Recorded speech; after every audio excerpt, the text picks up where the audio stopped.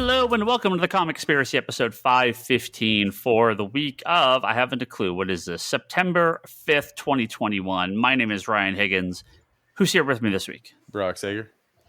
Kevin. And Charlie. And Scott. And Scott. Our good friend Scott's joining us. And Now, as always, it's possible Toby will wander in, this podcast. virtually lay down on the ground behind us. Virtually look at the wall. Yeah, virtually wander around the virtual comic store, message me on Facebook about all the books he wants me to pull instead of signing up for him on his Comic Hub account. After we pre-ordered them 3 weeks ago in FOC and have already sold out, and he gets mad at me because he's like the oldest man in the world. Toby's just gonna say, "Fuck you, Ryan." Yeah, I was just gonna say, "Fuck you, Ryan." Well, you we'll gave him his obligatory 4-month warning to take his shit. Yeah, I did. I was like, Toby, it's the obligatory. You have until December 31st to get all your paid stuff out of the back room, or it goes on the floor. And he's like, yeah, okay. Which means if you guys want a bunch of variant covers from the last 9 months, they'll be on the floor on Comics Conspiracy on January 1st. Yeah, I would have thought I would have thought you missed the boat on some of those. They were probably half of them were probably like $1,000 the week they released. There's probably like 3 Epic collections in there that are already out of print to go for like $200 that he just never took home, and he's going to be like, "But I bought this. Where is it?" I'm like, "You never took it, so we sold them. Like, what do you want?" I'm sure he'd be flattered. He'd be flattered to get this much airtime when he's not even on. We sold it once in the store and once on Amazon for a shitload more. Yeah. So this is going to be an interesting episode. I wasn't sure who was going to be on tonight, and so we actually had a couple topics, but I think we have enough people on that have actually seen Shang-Chi. So this is just going to be a Shang-Chi episode. This is the oddest movie review episode we've ever done, as 2 of us, myself and Brock, have not seen Shang-Chi. This is the also, by the way, if you pronounce it Shang-Chi, I'm just kicking you off the podcast, okay? Well, that's how he says it. That's how he says it in the movie. So they are allowed to pronounce it wrong within the context of their own movie. Ryan's rules here: it is Shang-Chi. It has always been Shang-Chi. It will always be Shang-Chi. The character's name is Shang-Chi. They can call it whatever they want. His name is Shang-Chi. That's it. Off to a good start. Wow, Ryan. There's going to be a lot of hate coming Ryan's way right now, I think. Toby said, yeah, I'm going to be on the podcast unless you don't want me on. I'm like, well, we started 5 minutes. Just tell me to hop on now. Jump on now. You're saying. So technically only 3 minutes ago. That's fine. Hey, so what we're going to do here is we're going to forego our kind of normal movie review. Why is it not normal? Well, because I want to do a few things. First of all, much like Substack, where I've just written the topic off the podcast, we're never going to talk about it again. Okay, like I'm saying it now in regards of never talking about it again. Ryan, what's Substack?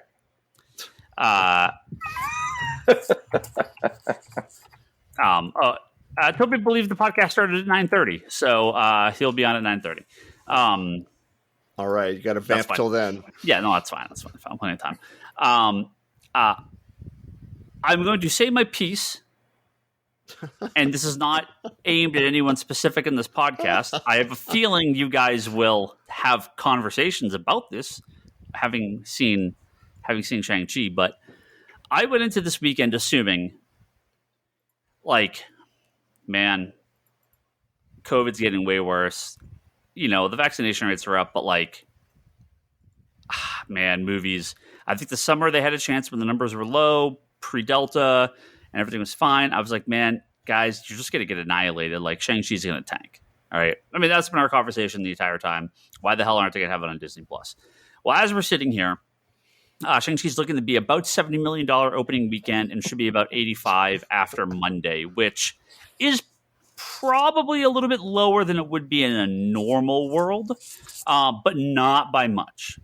I think that's about as successful as you're going to get in the best of times. I don't think it would have made too much more in a traditional setting. Now, it's possible, right? We don't know. Next weekend, it's possible that it's just going to tank. I mean, it could drop. I think Suicide Squad dropped like 75% or 74% or something in its second weekend. Maybe Shang-Chi does the same. I don't know. So it's totally possible it completely tanks, and therefore the number is just so front loaded. Maybe we have a slightly different conversation next week. But I was just like, I stupidly thought people would not risk their life to see a Marvel movie, and that is apparently not the case. So this is just a more personal thing here. I mean, I have acknowledged and accepted the fact that we have completely given up on the pandemic, and people are totally fine with 1,500 people dying a day as long as you can go see the next Marvel movie, and they just don't care. We went to the beach boardwalk, the Santa Cruz beach boardwalk walk last weekend. One of some Leanne's friends wanted to go, and I was like, but okay. Man, I am just not ready. I am not ready for the real world. It was uncomfortable. And plenty of people wander around like nothing's ever happened. And I'm I went for my birthday weekend, and just not ready. It wasn't too bad in the early hours. Yeah, and the wharf wasn't bad because we didn't go to the boardwalk so much. We went to just the wharf there. Mm-hmm. But when we came back, because I took that Roaring Camp Railroad's train down. Going back, it was so packed with people. I was like, "Oh God, what is wrong?" Like, I get it. I mean, we were out there, right? So we're part of the problem. Fully masked when most people aren't. But so I get it. Right? People need to get out of their house. I have a job that's fun and I can go to and still talk to people. And yes, there's a level of risk going to work, but I'm in a small, controlled environment, not out among the unwashed, unvaccinated masses. So besides the box office of Shang-Chi, it's good. I want to see it succeed. I am disappointed in America, but I am not surprised. I'm more disappointed in the fact that this means that Eternals and Spider-Man, there's no way in hell. I mean, Disney's never going to release a movie on Disney Plus exclusively again. Like, there's no reason. People don't care. People are going to the theaters. It's over, right? I mean, we're never going to get anything on a streaming service. I almost think Warner Brothers is going to ditch it going forward. I think they're going to put Dune in theaters. I think and they're going to pull it off. They've already announced that next year they're not doing the day and date anymore. Right. It's 45 days. And there's actually been some conflicting info because when I first mentioned this, I thought Shang-Chi was free after 45 days. I then read that it was premium access. I'm now reading it hasn't been announced. So I have no idea what Shang-Chi is going to do after 45 days. It's going to be on Disney Plus, but I don't know if it's free or not. I've read two conflicting reports, so who knows? We'll find out in 42 days or whatever. And this is I'm not casting judgment on anyone here or anyone in the audience listening to this in this movie. Everyone's free and comfortable to do whatever they want.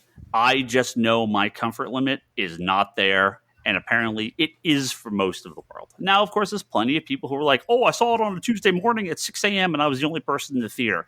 That's great. I'm never going to be able to do that. So like opening night is kind of like the time I have to go to see a movie when something like this comes out. So that is my little soapbox. I had to get it out of the way.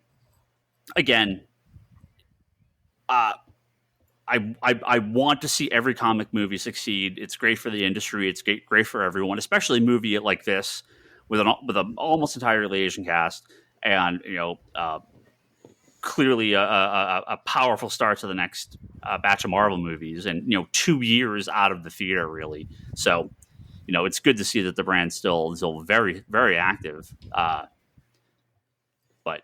yeah, I was not prepared for it to be as successful as it was. And I have extremely split feelings on this. That said, Kevin, Charlie, Toby, and again, Toby, I think, is joining us soon. You guys did see it, and you guys can tell me.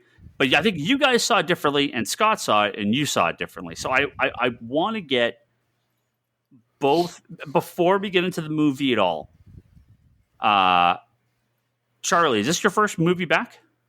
Yes, this is the first movie I've gone to theaters to see. And even then, it was a specific setup where Toby rented out the theater and coordinated a group of people who were all vaccinated.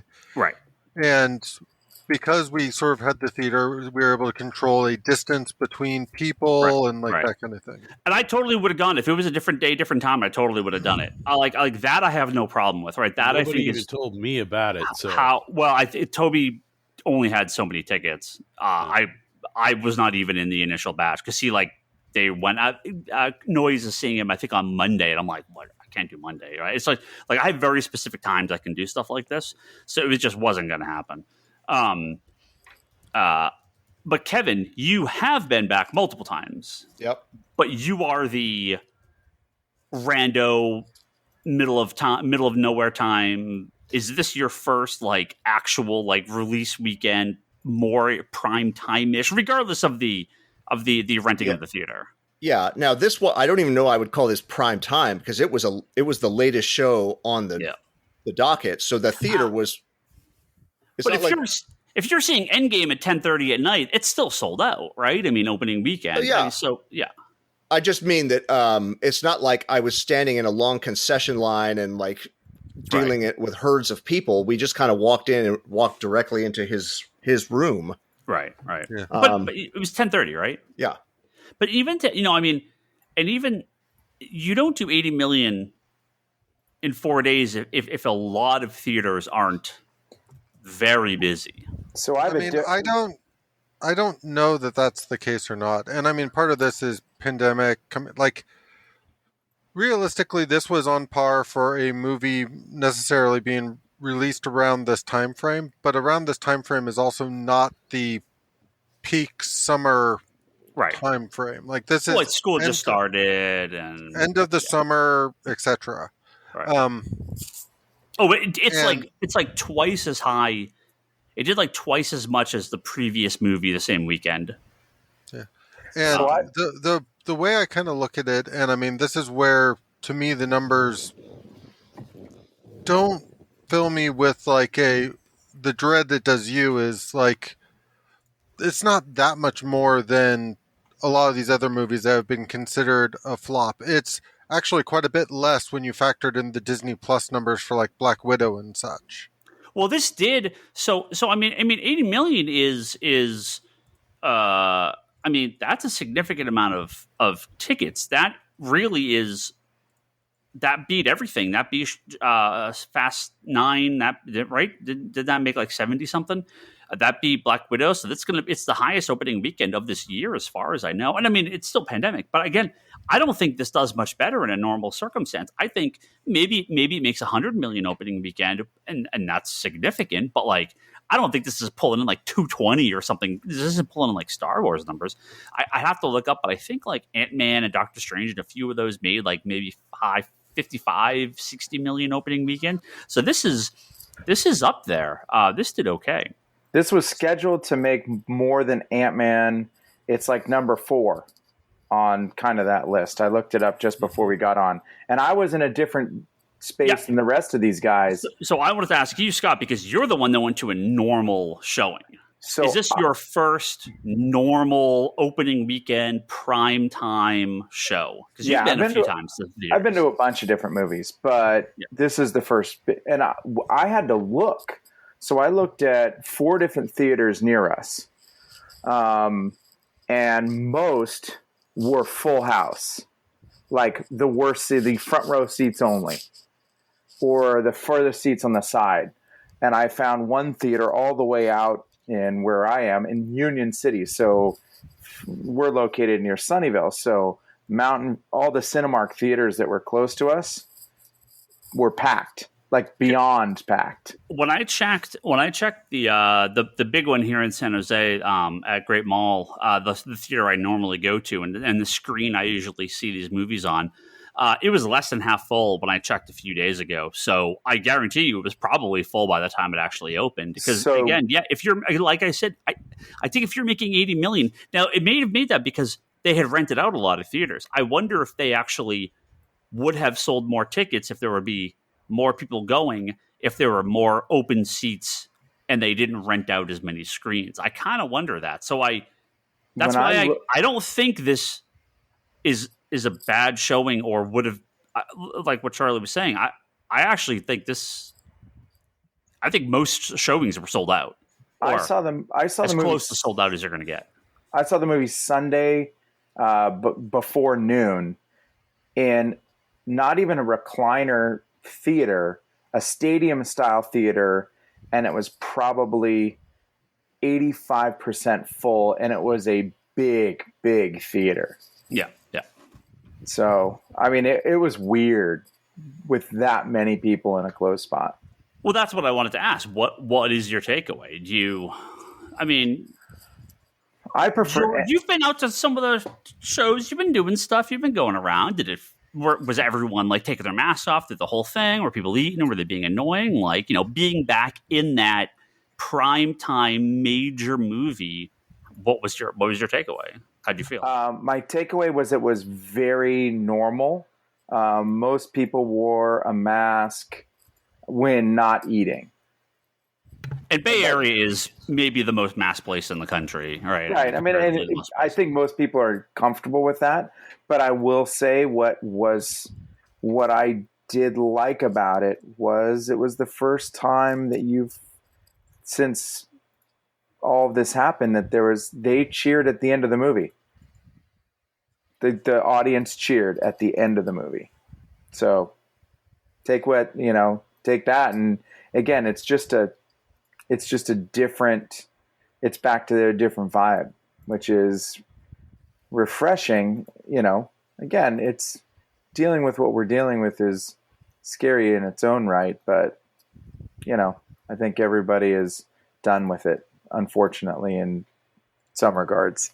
Yeah, well, that is my fear, is that, a lot of people, I think, are done with it. And that's, I'm a little concerned about that.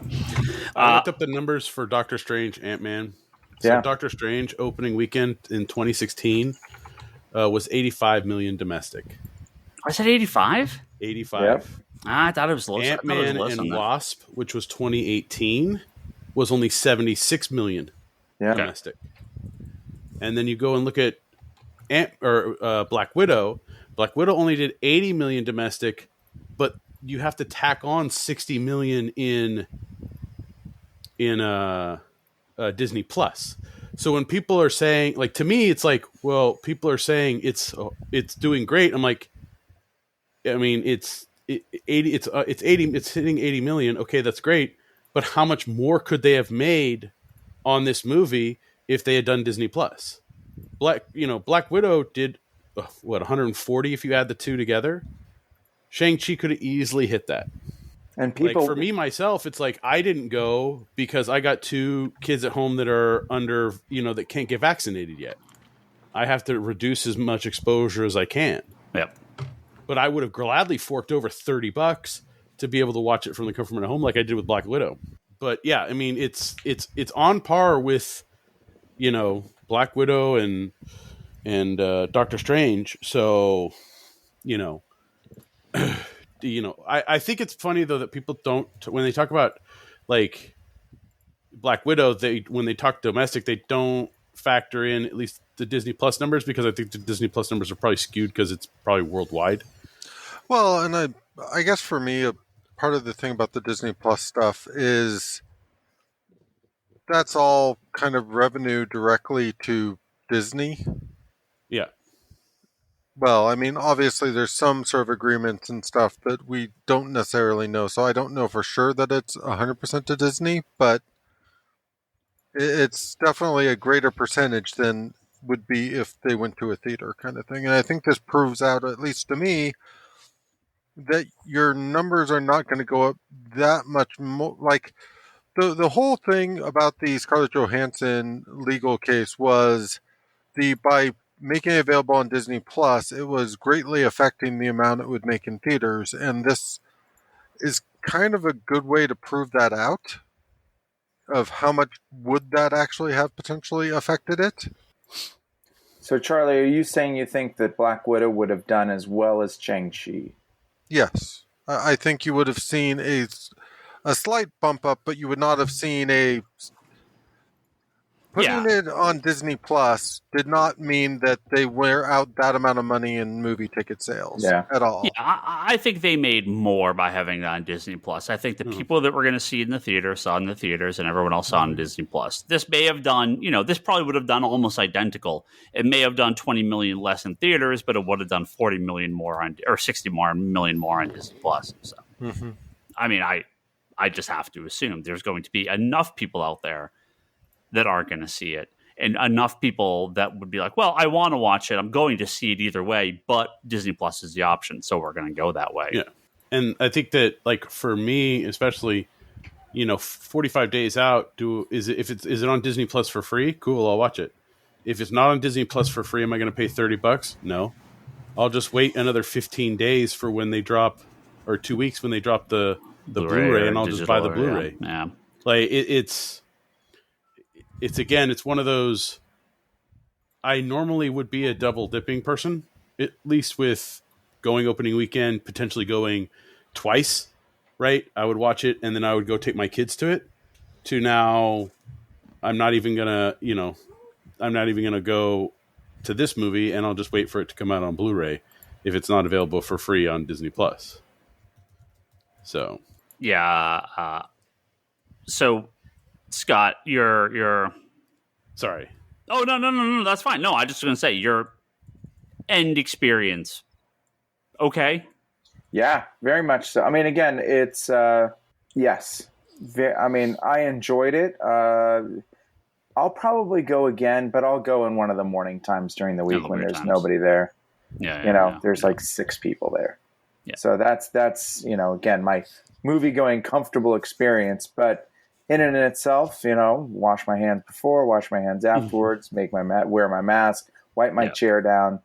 Just be smart about things, and So I think I mentioned this in the podcast too. I have one concert that hasn't been canceled, and we actually just got the info that not only is it mask mandate, but there's actually vaccine mandate too. So they're like, is that the one in LA? No, it's up here. It's in October. It's the one show, and to me, I'm like, that is. That I feel more comfortable about, because again, I think just in an open theater, there's just no control there, right? People are going to do whatever people want to do, as much as you want them to do the right thing. So, but we have finally been joined by the one, the only Toby. Mushu. Let's see if he's actually unmuted. If he's around, maybe he just joined the chat. Why are you calling me in while I'm stuffing my face with food? I'm swallowing it down right now. Don't join the chat if you're eating. Thanks. Join the chat, Toby. Yeah. Well, we'll give you a minute to eat, but we want to ask you one thing before. Ryan, before we proceed on this, I just got to ask you one more time. Are you sure you want to do this, not having seen it? Yeah, I don't care. Yeah, that's fine. Okay. I made the choice. I mean, Brock could peace out if he wants. I don't think he cares.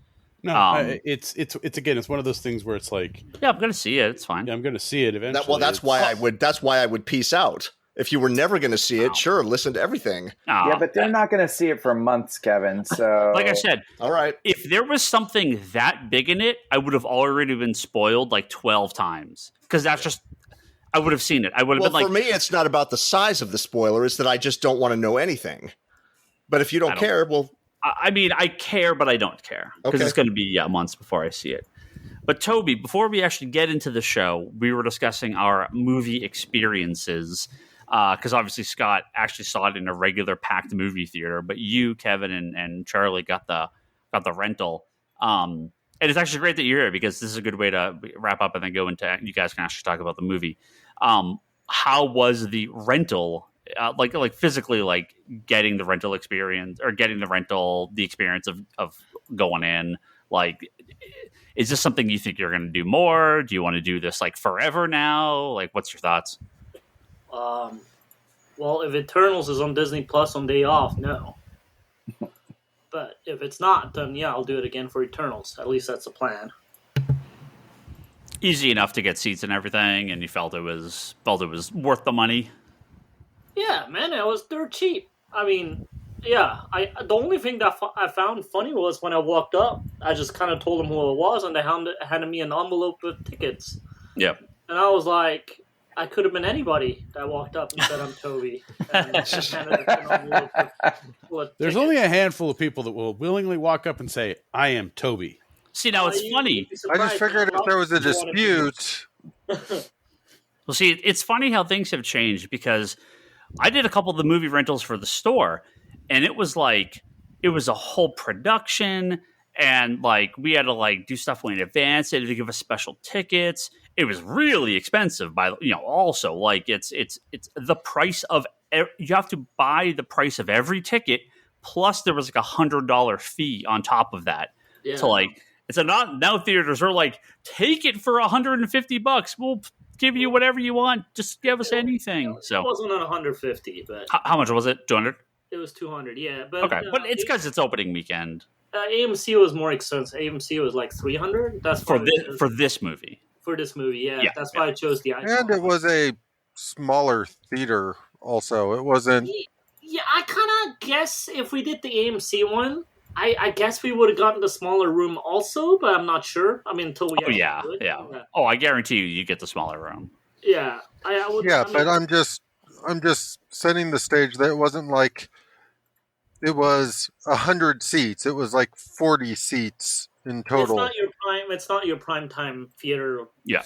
Room. Let's put it that way. Yeah. No, Not the XD or IMAX or any of those. It was laser projection, which I mean, I might have They all are the now. screens, which So yeah. Other than that, yeah, I don't know. Yeah. No, but it was super easy to book. I mean, it was kind of basically when the word was that it wasn't going to be on Disney Plus. Then I tried to look into this, and for some reason, the Mountain View one you could book further in advance. The one that's closer to us actually, for some reason, doesn't quite let you book that much advance. Mm-hmm. So I just kind of checked with the group of friends that are willing to do this, and then we decided to do it, and then the organizing started happening, which in COVID time is not the funnest thing to do. Yeah. But there's some hard conversations. But other than that, it was super easy. I mean, I literally just went online, clicked the time that was available, paid the ticket price, and then started slotting people in. Yeah. Now, for some reason, I was talking to Kevin about this. It's a little weird. So for 200, you could bring 20 people, which essentially is only like $10 a person. Mm-hmm. But they also let you buy additional tickets at the door, up to 22 more. So you could bring in a total of 42 people. Okay. Now, originally I was thinking, oh, that's great, because then we have the option if we have over 20 people, then we could just bring in extra folks. Kevin was the smarter one who double-checked how many seats they are, and to my surprise, that room was 42 seats. Yeah, they basically were willing to let us fill up the room completely, which I was kind of like, no, that kind of defeats the purpose, even if we know each other. Right. Yeah. Well, and so that does sound like what I had to do, but I had to buy the entire theater, right? I had to buy every seat. So that actually sounds like the same, but they give you the option where you could they may have rented you out one of the big theaters, but you would have had to buy half the tickets. Yeah. No, I don't think there was a choice. It was just this theater. No. I think it's basically that money for 20 people, and if you want to fill it up completely, you could buy extra seats. But I don't think there was a choice. Like, yeah, I kind of think now maybe the AMC one might have been a bigger room. Maybe, I don't know, but it was more expensive, and so I was like not going to bug with it. So, yeah. All right. Well, we'll get into the movie here, and yeah, like I said, I'm fine. We'll do as much spoilers as you guys are comfortable with. So if you want to go crazy, go for it. I guess just when we start with the easiest question, we'd be a little spoiler free at the beginning here. Just to kind of more to it is when we got in, it felt like spacious. Like it was good for the amount of people we brought in. Mm-hmm. So like there's plenty of space between people, families sat together. Like Stan's family took an entire row. one couple on one end, another couple on the one end, and Lane and Kevin in the front. I think Charlie and Nadia sat in the back. So I mean, I don't know, Kevin and Charlie. Yeah, I actually found it funny that when we got there, I'm like, okay, well, we'll sit on this side of the back. That way, if somebody else wants to sit back here, they can sit on the other side. We ended up being the only ones in the back row. Yeah, I should have told you were the last people to show up. So yeah, that was kind of Sorry about that. No, it was fine. I just found it funny that like my whole mentality was, okay, this will give plenty of room if other people fill in on the other side. No, yeah, it was pretty much it. Yeah. But so light spoilers, little spoilers here for the beginning, but just so we go down the line, start with Kevin and Kevin, Charlie, Toby, and Scott. What do you think? Reviews have been fantastic. So did they your reviews and the critical reviews match up? No. Start with Kevin. No. Oh, okay. I'll say this, and sorry, Toby and Charlie already heard some of this. But for new listeners, my number of for you, Ryan, Shang-Chi comics that I Toby, by the way, I also just pronounced Shang-Chi. I don't care what anyone says, and I'm kicking you off the podcast if you pronounce it Shang-Chi. But you can correct me because I'm white, so it's fine. The number of comics of this character I have read in my life, you could count on one hand. So it's not like I'm going in with any. Well, I understand it is. I mean, not the character at all. It's not. Right. Yeah. Because like a little backstory. Again, I've read very few Shang-Chi comics, but as you know, the comic is a 70s hard-boiled crime, right? Like crime comic. This is Crouching Tiger, Hidden Dragon fantasy. Yes. It's like a completely different character. I was going to say, I mean, out of all of us, and I'm guessing here, Scott is the one that read the most of it based on his utter love for like Iron Fist and the other characters. I don't know. Yeah. Well, I'll go into what I thought about it when it's my turn. Yeah, because I'm most curious about what you think of it, because I think you actually read the most Shang-Chi comics, whatever. Shang-Chi. Call it whatever you want. Anyway, whatever you want. Though I have no knowledge of the character, or very little knowledge of the character, one thing I do love, capital L, are martial arts movies. Good ones, cheesy ones, silly ones, anything. If it has a Shaw Brothers logo at the beginning, I'm all in. So my expectation, if you said, what's the best case scenario for this movie? I would have said a crossbreed of like the Netflix Daredevil and Crouching Tiger. And kind of in its own little corner away from big Marvel, quote unquote. And with no spoilers, and I'll pass the baton off to Charlie, I'll just say this. I really enjoyed the first 45 minutes or so of this movie. After that, my interest and enthusiasm was like a quickly draining hourglass, and by the end, I was just a shell. I was looking at my watch, wondering how much longer I had to sit there. Oh, okay. But the first 45 minutes I found delightful. Okay. Well, we could get into specifics after this opening bit. Charlie, hit us. So I'm trying to decide, as I'm sitting here right now, just to preface this, if I would consider this my least favorite Marvel movie. And the fact that it's even a question should kind of tell you how it's not going the way I expected this to go. Like, I maybe should go see this. Look at your face, Higgins. I was very surprised. You know what this all means is after we're all done, and like in 3 months, 4 months, when you finally watch this movie, you're going to be the one guy who goes, "This is the best Marvel movie of all time." Yeah. No, they're just like Kevin. I would definitely say I brought in some expectation of what I would like to see, and I also brought in some trepidation on what I didn't want to see, and I feel like they hit every single thing that I didn't want to see. Here, Charlie, I'm with you. Well, okay. I liked it. So there's a lot that I liked about it. I mean, I can see. So yeah, it's not really the same character from the comic books. I have read and have a big chunk of that original series. I haven't read it in a long time. I wanted to come back. So it reminds, okay, so for those of you that are comic fans, it's more Iron Fist Kunlun than it is Shang-Chi. I love Iron Fist. That was one of the things that we talked about right out in our normal after watching talk. That was one of the things that came up. So that's maybe the fact that where Shang-Chi's mom's from is kind of what I would imagine to be a sister world to Kunlun, kind of in that same dimension. And I mean, it just got me thinking about different things. Details behind it, we'll talk about that later. But I enjoyed, yes, I liked the first 45 minutes because I didn't really have any expectations. I didn't even see the previews. I haven't watched any previews for any of the movies that are coming out.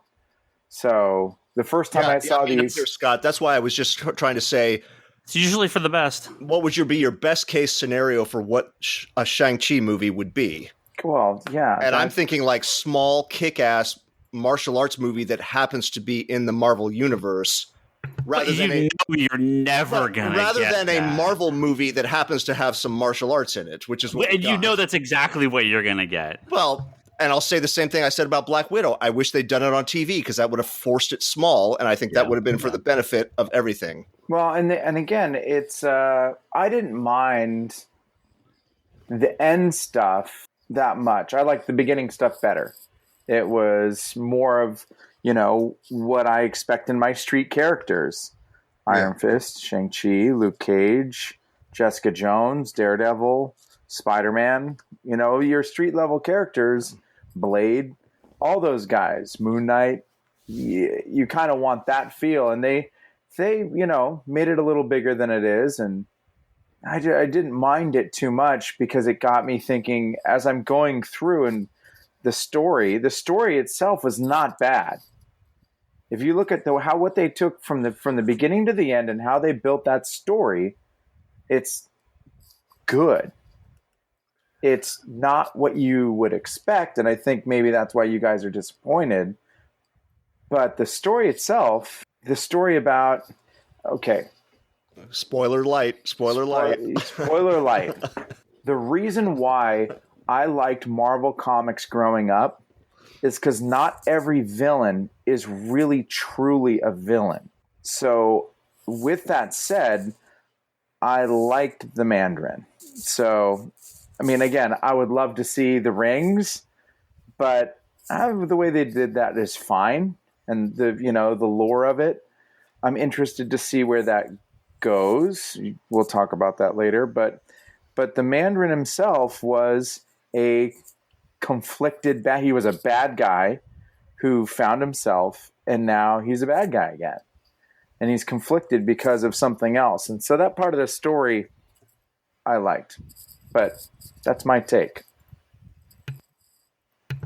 All right, Toby. The entire world's Asian population is resting on your back right now. Well, it's a good thing I'm only half Asian because they're all going to hate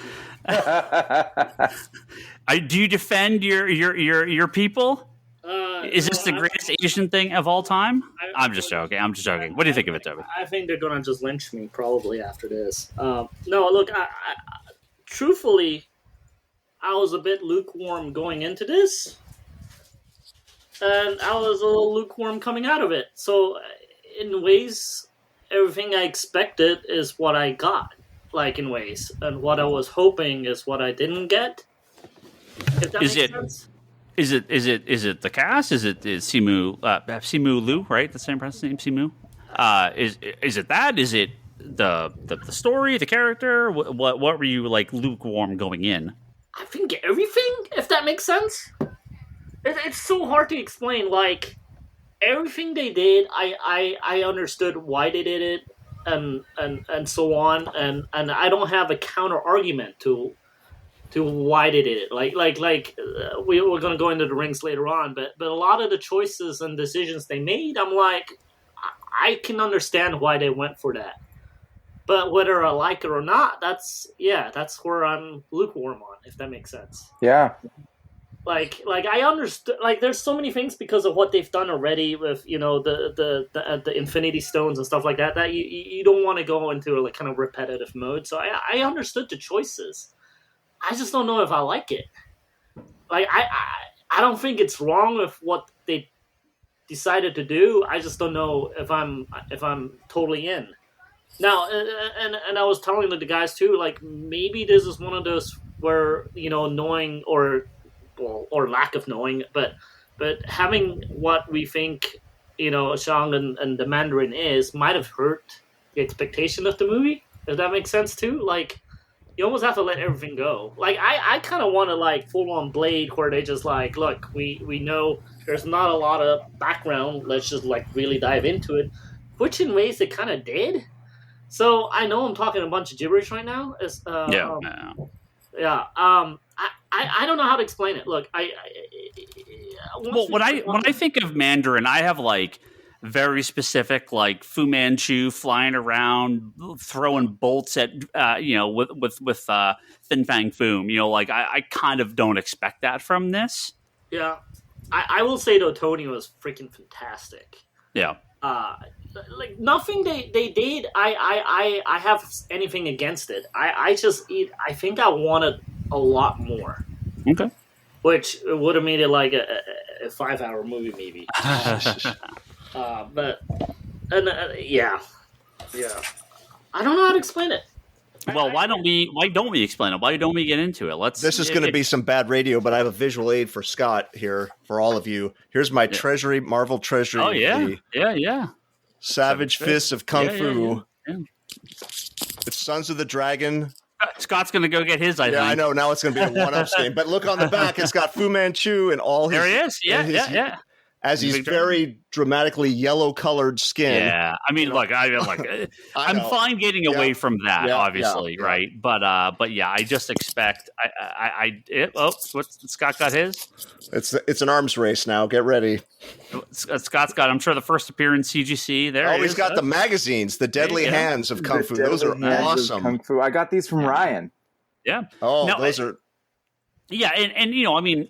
Despite being part of Fu Manchu's kind of story, that I think Shang-Chi just is a more grounded character like Daredevil, and so when these characters in the comics have done things like, oh, we have Daredevil fighting hell, and demons are taking, you're kind of like, I sort of disconnect from Daredevil when they do stuff like that. So, but I mean, it makes sense, the big wushu. The big, martial arts movies, like the fantasy martial arts movies, things like Crouching Tiger. I mean, they're very popular, so I'm not too surprised they went that direction. But I was expecting Crouching Tiger. They just didn't go far enough. I was expecting Wire Fu and that kind of like standing on a sword blade, that kind of thing. They went further than that. You weren't expecting the never-ending story. Right. Yeah. I did not know that I was going to get Clash of the Titans at the end of the movie. Exactly. Which started out as just a street level martial arts movie. Now, Ryan, I will tell you this. There are Pokemon in the movie. So I saw the article about this where people are like, this Pokemon in there, oh, it's Ninetales. It's like, no, those are real ancient myths that are which is Pokemon is based on. Yeah, exactly. Yeah. So let's get into it. Let's, I want to hear about the first 45 minutes, and it sounds like almost across the board it worked for you for everyone before things started to kind of go bad for most of you. So what was good about the first 45? Give me some plot points. You get a flashback sequence of how. We are in full spoilers here. Spoilers going. You get some flashbacks of how Shang-Chi's father met his mother and what the 10 rings are. It is Mandarin, right? I mean, they made his father the Mandarin. Yes. In this, he even said his name was the Mandarin. Yeah. Again, it's not the Mandarin, but it's the Mandarin, right? I mean, he's an immortal. He's Go for it, Kevin. Full spoilers. No, but all I was going to say is you get a fantasy seasoning in those flashbacks. Charlie's going to have a problem with the Mandarin. Hold on. Yeah. You get your Crouching Tiger kind of magical martial arts stuff in those flashback scenes, but the modern day present stuff with God, I keep trying to say it. I'm going to say it wrong, Ryan. Sorry.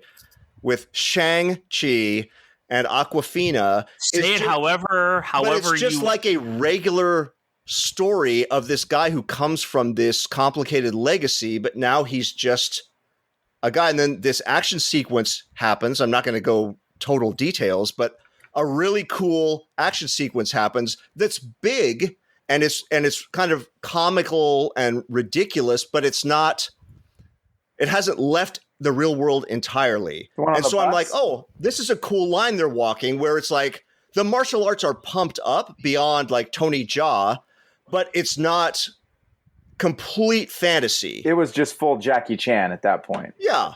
Yeah. So I was on board with that. Okay. Tag in someone else. So that's the first 45 minutes. Roughly. Yeah, and so I'm going to just preface this.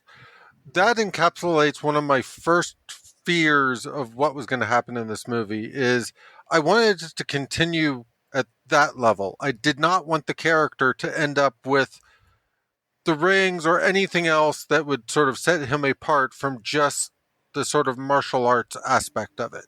And so those early scenes did a good job of sort of just focusing on he is just very skilled. And that is, in a way, the mission statement behind the character as far as I would have classified it. And like other people have said, I don't consider myself a Shang-Chi expert. So there are other choices they made throughout the movie where I'm like, I guess that could be from the comic books, even though I have no personal knowledge of this.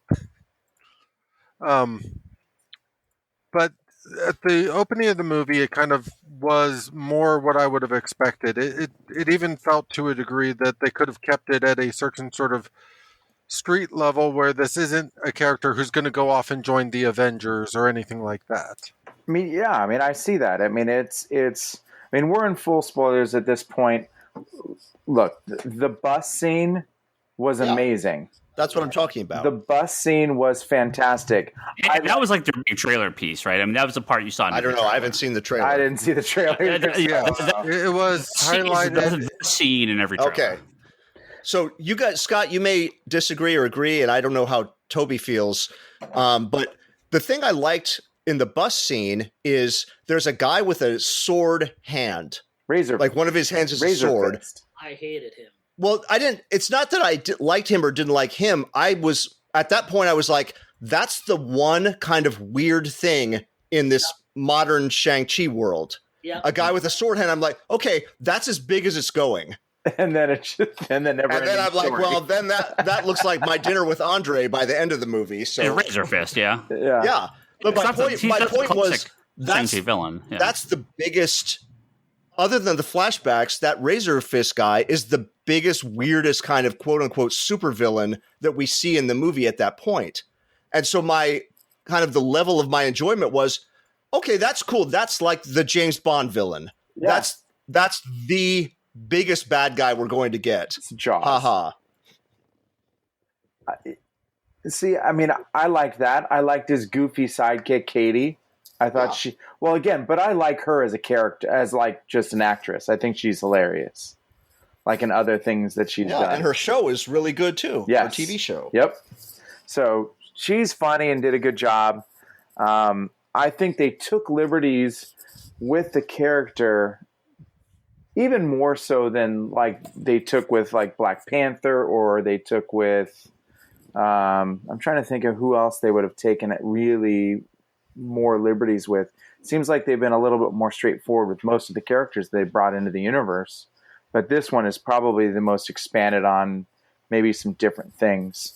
I did like that his dad is 1,000+ years old. He's an eternal because of the rings. I get that. I get why you can be there. Is it the Mandarin?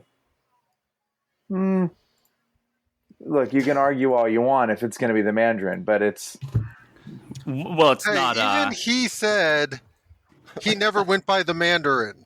yeah. He says some people have called me the Mandarin, which is a fake chicken. A chicken. So he's not the Mandarin, but he's also not. He's not a Fu Manchu. So he's generic, random, no one. Basically, the way he explained it is in Iron Man 3, they created the Mandarin as a leader of this organization because they had no clue anything about him. So it's not that he was ever named the Mandarin, ever went by the Mandarin, but they tried to claim that the Mandarin was the leader of the Ten Rings. Okay. Right.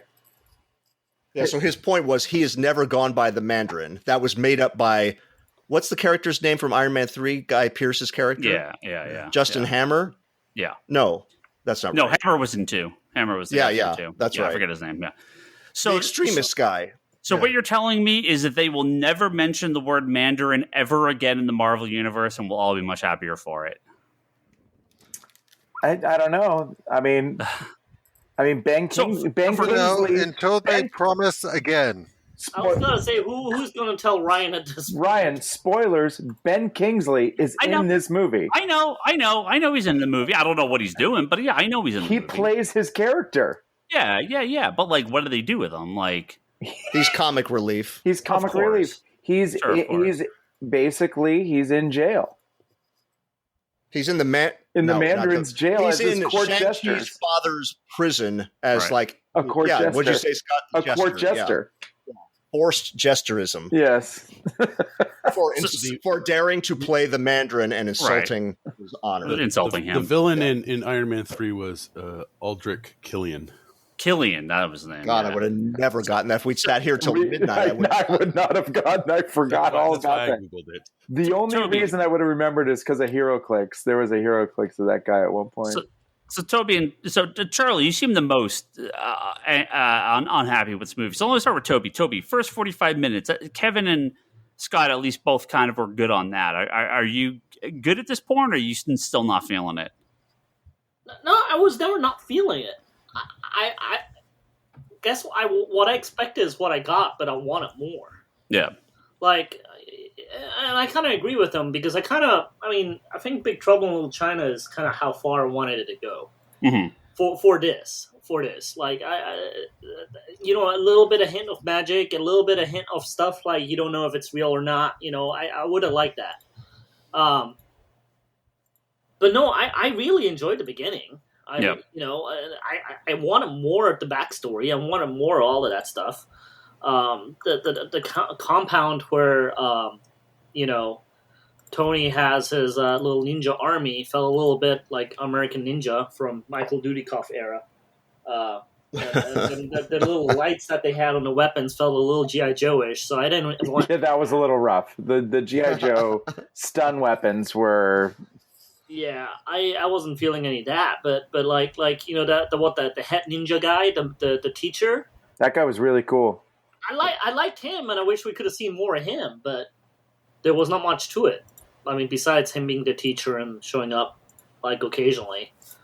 But I thought he was really cool looking, and you could have done a lot with it. You have to admit the 10 rings themselves, how they did it, those were badass. I loved the 10 rings. I thought they did a really good job of... Now, again, keep in mind, going in, I want the 10 rings. I want all the Mandarins, 10 different rings and his long nails, and that's what I want. But I think they... I mean, I kind of wish... I mean, again, this is why I feel like I understand why they did it the way they did it, because... Right after the Infinity Stones, you're not going to go into something again where each ring is something else. Yeah. Which they never went into that into the movie. And that's one of the things I actually really enjoyed, that each ring, served a different purpose. And then once you combine them all, you got the ultimate power, so to speak. So I felt that was a little bit missing. Like, I almost wish, at some points that, like in the end fight, that Simu could have, gotten one or two of the rings. Which, at some point he had half of them. But I wish different powers would have gave him different Instead of being just power in general. Yeah, exactly. Like that there was tactical advantages in certain ones over other ones, and so on. Like, yeah, I don't know. I wish there was just more to it. Like, I also kind of wish, and this is a big spoiler too, that I kind of wish that he split the rings up with his sister at the end, because the sister storyline about being equal and all of that stuff, and not being able to train with the guys, and then being finally being able to take over, her dad's organization. That I kind of wish she had like half of them, and then that sets up for a sequel where she wants the rest of them too, or something. Like I don't know. Like, do you think they're going to sequel, or do you think they're going to TV show? This is going to get a sequel. It's too late to do a TV now. I think this would have been better in TV. Like, look, I hate to say it. Everybody's going to kill me at this point. Like, when Netflix did Daredevil, Iron Fist, Luke Cage, Shang-Chi should have been one of those guys. Like, that's the level I kind of felt like Shang-Chi was. And he got a movie, which is great, and, I'm all for it. But I almost feel like maybe the TV thing would have been better suited for him. But they would have messed it up like they did with Iron Fist. I think, but at this point, I mean, yeah, you're going to have to just follow up even bigger. I mean, it seemed like they were going to go full on Doctor Strange at the end. It seemed like, that I almost felt like that's where it's going. And I mean, if we're just going to talk about the rings now already, I mean, it seems like the story where they're headed with this is that Tony stole them from the Eternals. It seems like, at least. Or they at least came from the Eternals, yeah. Yeah. Because it's, I mean... which would be cool. I mean, that would be a cool setup. I gotta say, if Tony stole them from the Eternals somehow, I mean, that's a cool story, and that's a story I kind of almost want to see. Tony Stark, Tony? No, the Mandarin. The Mandarin. The actor. I was like, what? I was like, did Tony Stark fuck something else up again? No. Well, so what did you guys think about? Well, I wanted to get Charlie, because he was the one that seemed the most sad, disappointed. So we're hitting that first 45-minute mark. Are you in? Are you okay here? Charlie's more disappointed when Kevin said he couldn't wait for the movie to be finished. So, no. But Kevin's disappointment came down significantly. Charlie, who sounds like he's in a wind tunnel right now. Charlie generally loves everything, so I am so shocked and taken aback by this. I want to get Charlie's first 45-minute, and then I want to get Kevin's slow descent to emptiness. And then you guys can discuss around his descent. I want to see where this goes, because I have it in my head. Like, I have a thing in my head, and I want to know if I'm right. So yeah, Toby or Charlie, give me your first 45-minute thought. What are you thinking up to this point? So, I like the early action scenes. Those were fine, but everything they were doing around the story, I kept coming back to so they wanted to make an Iron Fist movie. Like, every single little beat felt like it belonged in an Iron Fist, to the point where you walk out of this movie and go, if somebody comes into the comic shop and asks, what should I read? You don't point them to the Shang-Chi books. Yes. You point them to the Iron Fist books, because that's really what they would want to read. Yes. 100%. And the more that the movie made that clear, from early images of dragons and other stuff, the more I was like, okay. And I was willing, as it went on, and the bus battle, I was okay with the sword hand because it was more technology based. You could kind of sort of limit the idea of, okay, I don't mind if Shang-Chi picks up what would be considered a powered sword of some sort during a combat, but I kind of drew the line at the second it became more and more clear that this was all about making him somebody not how do I put this? The longer the movie went on, the less his battles really showcased martial arts, or even what would be considered martial arts ability. And this also kind of gets into, like, there is a pretty direct turn to the point where actually there's one mystery in the movie I still don't know the answer to. Which one is this? Where did the postcard come from? Oh, the dad sent it to him. Because he knew where everybody lived anyway. But I thought the dad said he didn't, or maybe I misunderstood that. I know she said she didn't. Okay, maybe it was him. I could have sworn something may have You were just so sad by that point that you did not put two and two together, Apparently. Charlie. But so I was in the camp that really was bothered by Iron Man 3. Was really bothered by they built up the idea that the Mandarin was going to be in this movie, and then he wasn't in this movie. And then they made a big deal out of the fact that the Mandarin was in this movie. Again, kind of being like, it's going to be the real Mandarin this time. And within very little time in the movie, it was very clear that we still don't get the real Mandarin. We are never getting the Mandarin, okay? And I wish they had never mentioned that at all within this movie. If they had not set up the Mandarin was going to be in this movie with all the promotion around this movie, I wouldn't have felt so much like they fucking did it to me again.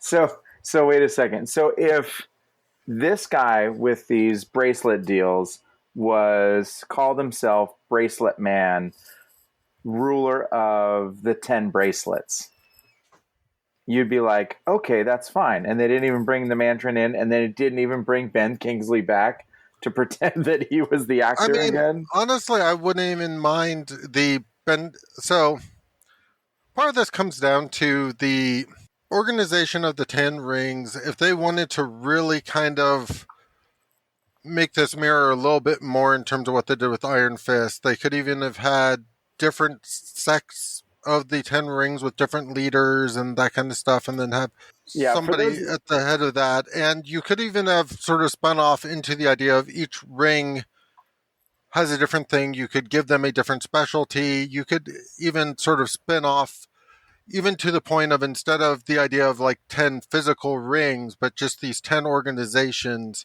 I would have been on board with that, because then you kind of have this person leading this organization in a different sort of interpretation of what the rings are and that kind of stuff. But can I intertwine and add to that while you're at this? Like, when I said I wanted this movie to be bigger, and there's so many avenues I wanted it to be bigger, and this is one of them. Like, when you see Tony's like organization, I mean, they're just like a bunch of little ninjas, right? I wanted him to be like, it's the hand. All these, no, I wanted him to have like, I have all these sects, and one of them would be like, you know, like a Flash of Obadiah's like little group, like from the first Iron Man movie, like have it like all be connected, like all the stuff that's set up from the beginning, that like, you know, Tony's like organization was like that deep, like they had like, you know, agents and sleeper agents and little rings and you know, sleeper you know, teams everywhere, like all over the world, not just, you know, his little ninja group.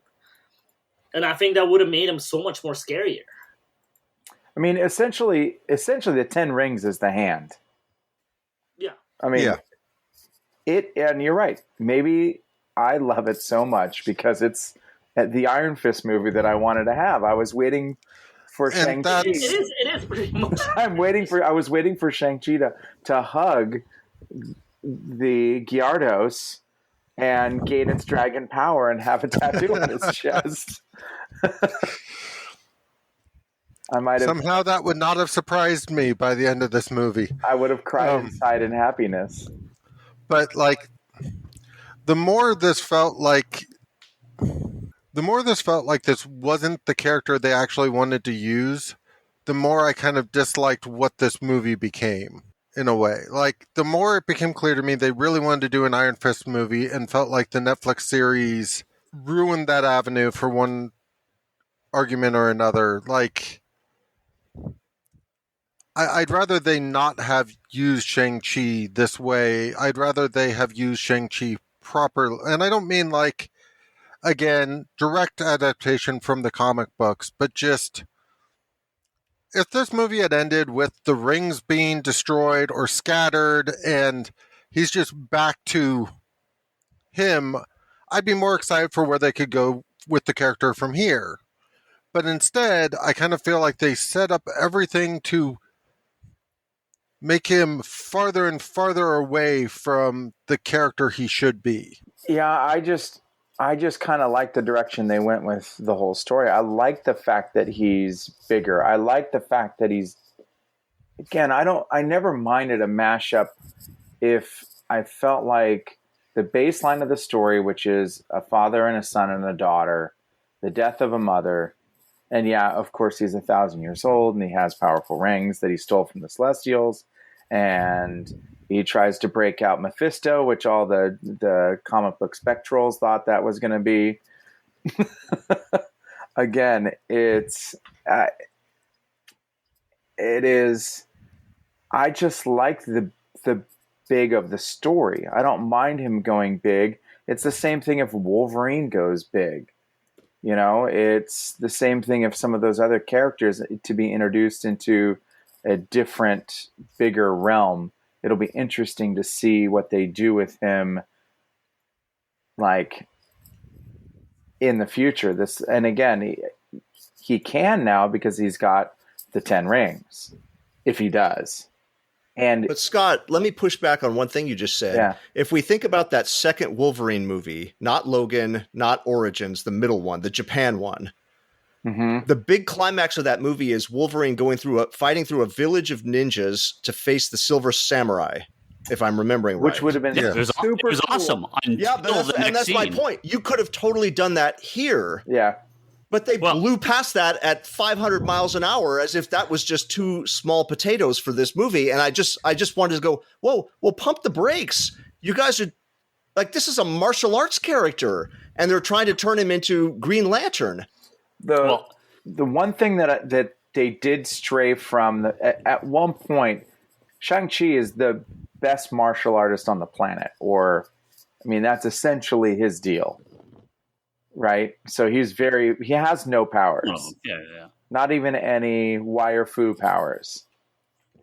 So they did miss on that, but I just enjoyed the story. I Charlied it. Honestly, if they had him spend more time training in Kunlun, which is what it really should have been at this point. Yeah, Talao. Yeah. But if they had left the movie with him training there, or even spent more time there with him training to do more of the wire fu even outside of there, again, I would have been much more forgiving of some of it just because it becomes more of a lost technique or something like that. I just, there's the aspect of giving him the rings makes it a crutch, makes it something where to get the battle at the level it needs to be, because now if he's just fighting random ninjas, they're nothing to him. If he's fighting something beyond random ninjas, then he has to use the rings. So can I tell you what I originally thought the movie was going to be like? Yes. I thought that when he rejoins his dad, that he has to go through these like tests to get the rings. Like I thought we were gonna get like Golden Child Eddie Murphy scenes. Shut up, Toby. No, I'm dead serious. Like either with him, like well, obviously not comical like those scenes, but I figured like when he enters, his mom's world that they would test him.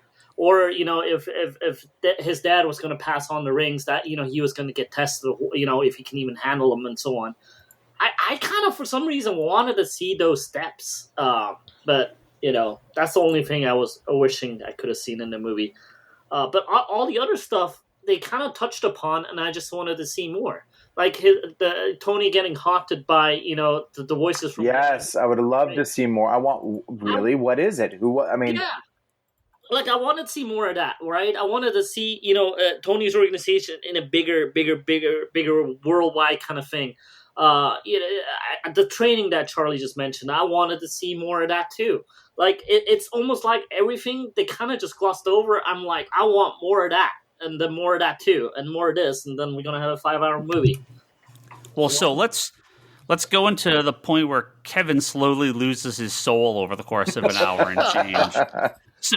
So yeah, you guys have obviously talked about a bunch of it. So so what happens? What is this progress? Okay, so anyone who's listened this far, I'm assuming has seen the movie. So not to retell it all as a Spark Notes version, but just to kind of set the framework, Ryan. So you open the movie with Shang-Chi and Awkwafina as two kind of drifting through life young people. They work as car attendant, like valets at a hotel, parking cars, and they go sing karaoke at night, and they don't really have any purpose. The family scolds like, oh, when are you going to basically grow up / get married, settle down, etc. And then some henchmen come, and that kind of activates the mission, come after Shang-Chi. So now what happens is it becomes a road trip where he's now got to go find this sister who he hasn't seen in, the setup is he had a pendant that kind of allows it to enter his mom's place, right? Yeah. Well, we didn't know at that point that his sister has another one. So when he got attacked and the pendant got taken from him, he immediately goes, oh, I got to go find my sister now. Well, the postcard that comes from what he thinks is his sister. But it wasn't until the pendant got taken that he was like, I need to go warn her. Yeah. So just to so he and Awkwafina head off to, I think they're going to Macau. Yep. You guys could correct me if I think that's because that's where the sister is. Yep. Right. And much like Sharon Carter in Falcon and Winter Soldier, the sister is kind of like she's not a crime boss, but she runs like a fight club. Which I like. I actually enjoyed that part. Yeah, that was kind of cool. That's where the Abomination and Wong come into the story. Yeah, but I don't need to retell every scene, but kind of what started to grate on me was, so then the sister joins them, and then eventually Ben Kingsley joins them, and this little furry creature joins them. And it becomes like the Fellowship of the Rings, plural, in that Shang-Chi is almost like a guest star in his own movie because he's just part of a team. Like Awkwafina's part is as big and important in this story ultimately as Shang-Chi's is. I don't want to tell the ending, but no, we'll tell it later. Yeah, but so it's like, imagine going back to the first Avengers movie and changing the title to Iron Man. Yes, he's in it and he's important, but it's not solely an Iron Man movie, and this is much more of an ensemble piece, and I think the Shang-Chi character kind of gets a little bit lost in the shuffle because there's nothing more special about him for most of the movie than any of those other characters. The sister is as tough as he is. Yeah.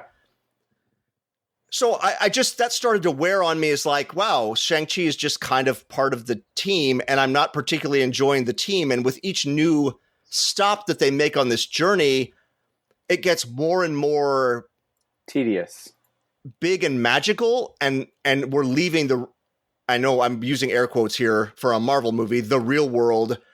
We're leaving it way in the rearview mirror. And then by the time we get to this Lost City, I don't even know what the name is. Scott, somebody? Ta Lao. Whatever. And I just go, now we're in a fantasy movie. We've completely left. We're in the never-ending story. It's Labyrinth. It's the never-ending story with Pokemon. It's Studio Ghibli. All of this mashed together with some Marvel action, and I'm just like, this is now so far removed from what I was invested in those first. And 45 minutes is just off the top of my head. It might have been 50. It might have been an hour. It might have been whatever. Yeah. We've now left it so far behind that I didn't care. The more CGI creatures that came into the story, and the final thing I'll say, and then other people can jump in, is when you're talking about in a martial arts story and somebody's told to the lead character, face the dragon, you got to finally face the dragon. I'm expecting it to be, I'm hoping it to be the dragon within himself, like tame these skills that you have that you just don't know how to channel yet. Not a literal freaking dragon that he's riding through the air like the never-ending story. When I saw that scene, I'm just like, out. Mentally, I'm just out. That's where it lost me. Yeah, Shang-Chi is riding a flying dragon. I'm gone. Was the music? I wish it had been, Brock. I wish it had been the Neverending Story song. I actually have to say, when he was in the water and the dragon like faces him, the first that first, I actually thought that was cool as fuck. Yeah, it looks cool, Toby, but what I mean is I wanted it to be metaphorical rather than a literal dragon you need to ride. I just thought he was going to hug it and it's get the power. metaphorical. If you had asked me any of this stuff, I would have, before recording this podcast, I would have been like, no, it's like a martial arts movie. What the hell are you talking about? No. I thought, oh, okay, nine-tailed fox, cool. That's like some fairy tale story they're being told or something like that. This is pretty surprising. I did not realize the fairy tale is real. It's not a myth. Yeah, that's pretty surprising. I have to say the main Pokemon character, the little chicken thing without a face. It's super cute, dude. I enjoyed the scene because of how Ben Kingsley handled it. He's amazing. Dude, he was great in that. But the actual creature was fucking weird. It was really weird. Dude, that creature does not. I mean, it looks like a chicken or like a turkey that you put in the oven with wings. No, it's like a little hedgehog with no face. It's like a butt and shiny wings. It was just like that. That took me off. I mean, if it was like a different kind of creature, a dragon or something else, it would have been fine. But the movie lost Toby on the random on the Ewok. You lost Ryan. the movie on the Ewok. God, this is the funniest thing because I am the guy that loves the Ewoks. Yes, exactly. I am the guy that actually likes the little creatures, right? I am the guy that actually loves all this stuff. This one was just too weird for you. This one was freaking weird. Hey, Ryan, you could tell me on this one. This is where I said that they lost me. I actually forget they doubled down and lost me even further if it's possible. Tell me if you would have expected this. Get ready. Would you be shocked to hear there's a portal in this movie that creatures are coming through into our world? I mean, yeah, that sounds about right. He has to defend. Does he fight a duplicate of himself? That's the real question. No, but the dragon does. It's a soul-sucking creature.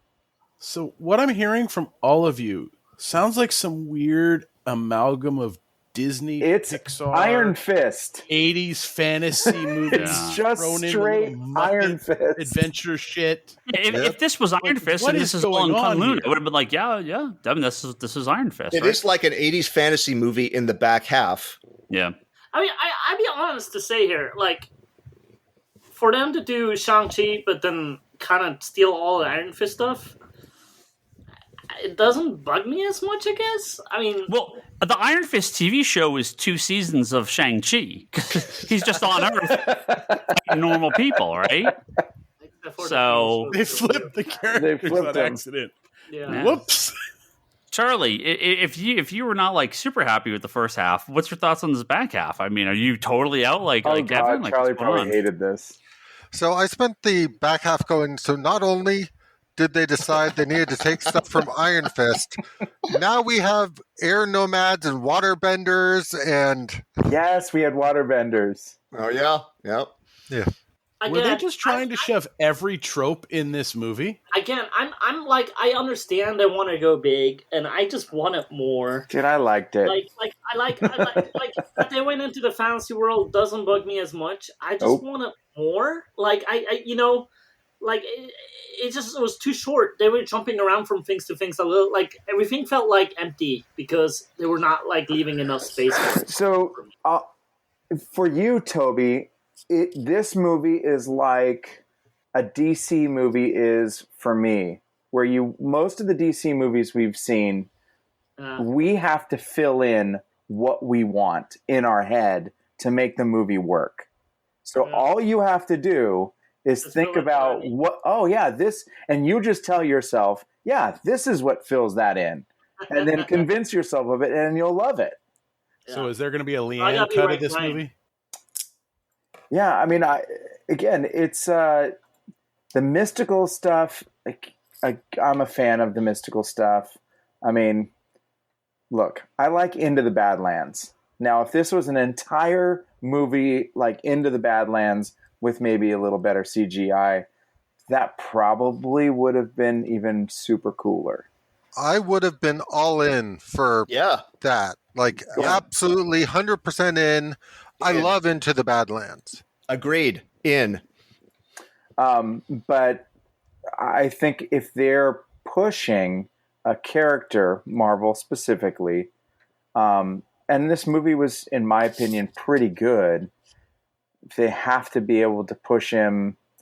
Well, I guess Hawkeye and Black Widow still were in the Avengers, so they don't have any powers. But if you're going to make Shang-Chi the owner or try to tie in the rest of this stuff, I'm also interested to see how this take on the 10 rings. So at the end of the movie, Ryan, we find out. I was about to say, hit me with the end in the post-credit scenes. The end of the movie, Soul Sucker, they take him down. Post-credit scenes, they're looking at the 10 rings. Shang-Chi is... The 10 rings are normally... Hold on. Yeah, this is actually one of the things I enjoyed in this movie, right? They set it up so in the beginning of the movie, Aquafina and Simu have dinner or lunch with another I loved that scene.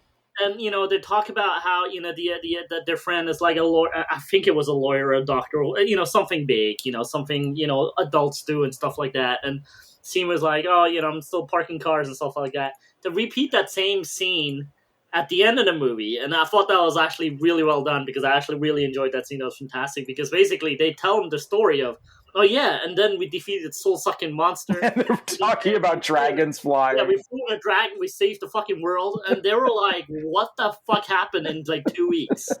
And they're like at the point where like, do we have too much to drink? Like, this is not real. This can't be real. And here comes like fucking Benedict Wong from Doctor Strange, and this like portal goes, Shang-Chi, who here is Shang-Chi? And they're like, what the hell?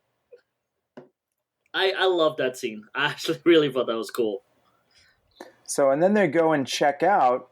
So the rings originally, throughout most of the movie, when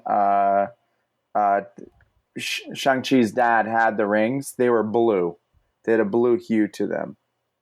When Shang-Chi took them at the end to defeat the soul-sucking monster, they turned yellow. And Wong and Captain Marvel and Bruce Banner are all kind of dissecting the rings in the sanctum in the first post-credit scene. And they're like, the rings are giving off like a signal to somewhere, to something. We don't know where it is. And then Kira all of a sudden has to go because she was called out on whatever duty she has to do. But it was, for me, looking at that going, that's okay. That's an interesting segue into, okay, what are these rings really doing? Where did they really come from? So it's another, I thought that was a good touch to kind of not wrap it up, but add a little bit more mystery. So I'm going to go super nitpicky here because I feel like it. Yeah, do it.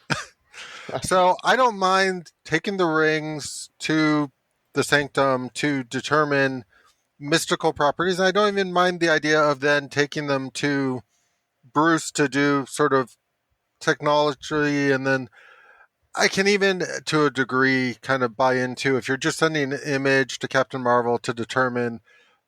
But there's a part of me that's just, when Bruce kind of like pops in there on a hologram, acting like he's already done the analysis, it kind of takes me out of there a little bit, because the way that transition makes it seem is that like they're transmitting data from the sanctum to him to analyze, which that's not the way science works. You have to have the right tools to do the right type of sensor analysis and that kind of stuff. You can't just be like, yes, I can detect what's going on way far away without any equipment. Maybe he had a fractometer.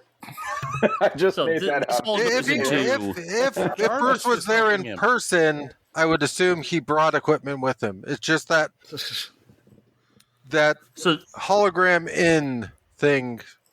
Again, I get nitpicky. So this is all leading into Eternals. Well, the point being, That's our guess. They never say what the rings are signaling. They say they have no clue what the rings are signaling.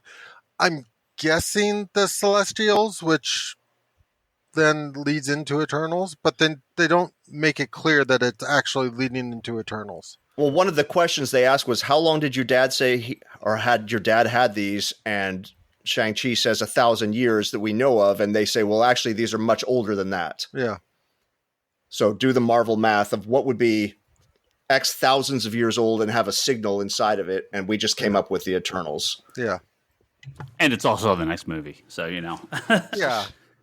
And then the other scene. I was a little surprised that if it is the Eternals, that they didn't have a like Shang-Chi will return in the Eternals or something like that in the end credits. No, the worst thing at the very end credits was what it said. And this goes back to my point of how this character is just kind of shuffled into this larger story. It said the 10 rings. The 10 rings will return. Yeah. There's no mention of him. He's just a vessel being used to tell this bigger story, and I think the character deserved better than that. That's all. Interesting. So, am I the only one? I mean, I know they said there was a signal, but I actually thought that the rings were alive. Yeah. Like when they showed the signal, I thought that meant like it signified a heartbeat, that there's a soul in the ring. Which at that point I'm like all the way in again. You're in again. They won Toby over with one last swing. Yeah, I was like, that's a story I want to see. So.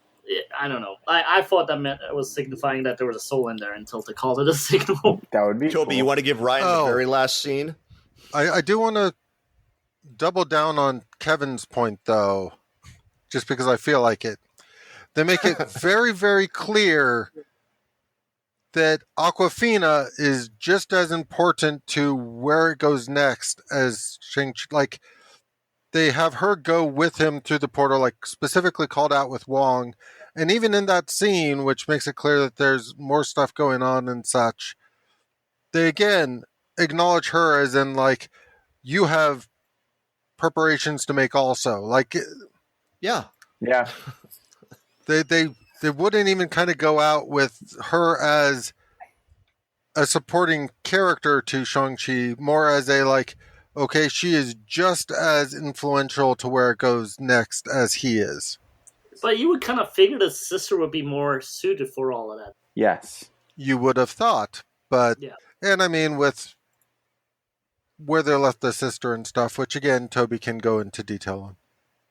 So I mean I already said it earlier, right? She takes over her dad's 10 rings. Which I think that brought me back in. I was always in, but look, I actually like that scene, except for when they panned out and all the graffiti on the wall. I was like, that's a little much. Yeah, and it looked like a choreographed dance number. It didn't look like warriors in training. I'm